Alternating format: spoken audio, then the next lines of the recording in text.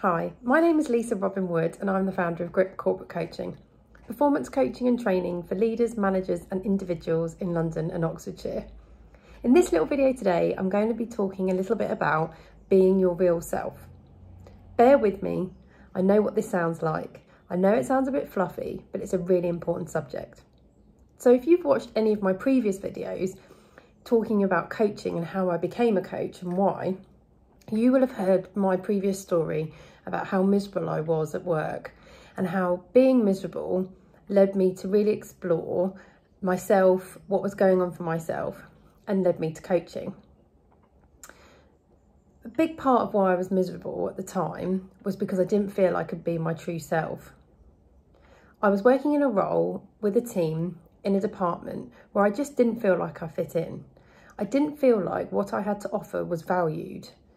A big part of that was not being celebrated for my strengths and my skill set and actually just myself.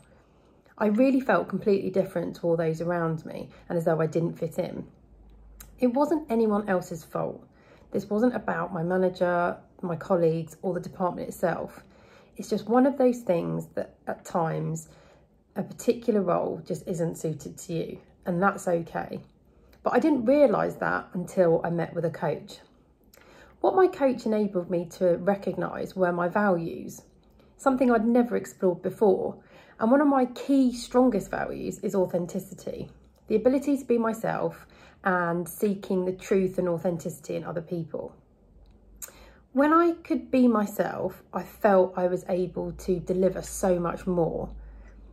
So actually pretending to be something I wasn't meant I didn't succeed. So I lost out twice. I lost out because I felt so rubbish. I had such a conflict internally because I wasn't able to be myself and I didn't like who I was being. And then ultimately I wasn't being successful anyway. I was reminded of all of this by an article that I read recently written by Britt Bolnick. Britt is a life coach and her coaching business is called inarmscoaching.com. In her article about being your real self, she explores the importance of this and asks some really great questions. The question that Britt asks is, what are you hiding and why?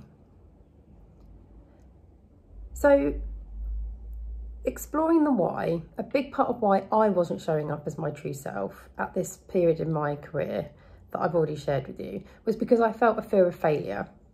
I felt like I wasn't good enough, so that being myself wasn't going to be successful.